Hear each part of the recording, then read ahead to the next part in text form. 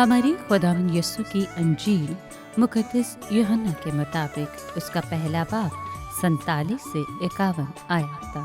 नतनएल ने उससे कहा, तू मुझे कहाँ से जानता है?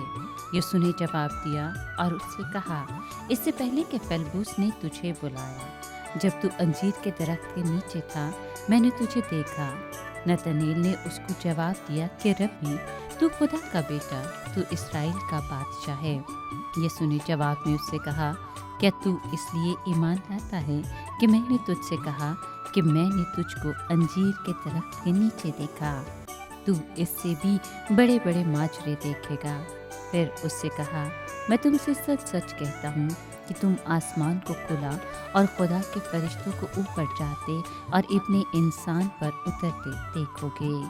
पाक कलाम के पढ़े और सुने जाने पर खुदावंद की बरकत हो, खुदा का शुक्र हो।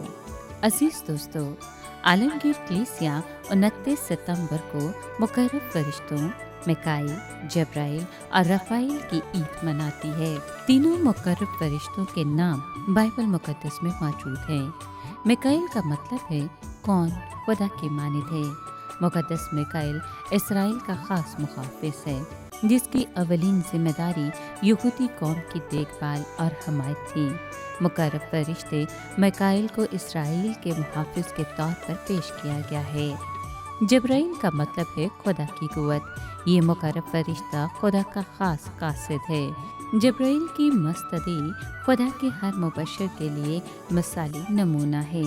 जब्राइल फरिश्ते ने जवाब में ज़िक्रिया से कहा, मैं जब्राइल हूँ जो खुदा के हजूर खड़ा रहता हूँ और मुझे इसलिए भेजा गया है कि खुदा से कलाम करूँ और इन बातों की खुशखबरी तुझे दूँ। रफ़ाइल का मतलब है खुदा शिफा देता है।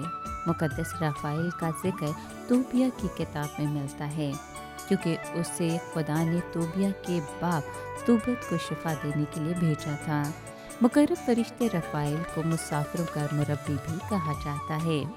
फरिश्ते पाक रूहें हैं जिनका बदन नहीं होता और ये हिकमत और फरासत और कुव्वत और पाकीज़गी में अपना सानी नहीं रखते। ये खुदा की कुर्बत में रहते हुए उसके पुरनूर चेहरे का मुसलसल दीदार करते और हमेशा उसकी इबादत और हम्द व सना में मशगूल रहते हैं।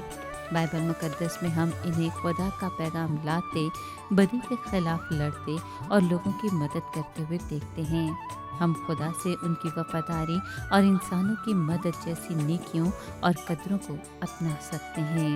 मुकर्रब फरिश्तों की ईद दावत देती है कि हम भी खुदा की मेहरबानियों और उसके जलाल पर ध्यान ज्ञान करते हुए हलीमी और वफादारी के साथ खुदा के दिए गए मिशन और अपनी रोज़मर्रा जिम्मेदारियों को पूरा करते रहें। ये मिशन शिफा, मोहब्बत के फ़रोग और खुदा की बादशाही की खुशखबरी के प्रचार का मिशन है। अपनी मेहरबानी, मोहब्बत और दूसरों की मदद करने के रवैये की बदौलत हम भी खुदा के पैगंबर बन सकते हैं। आप सबको मुकर्रब फरिश्तों की ईद मुबारक हो।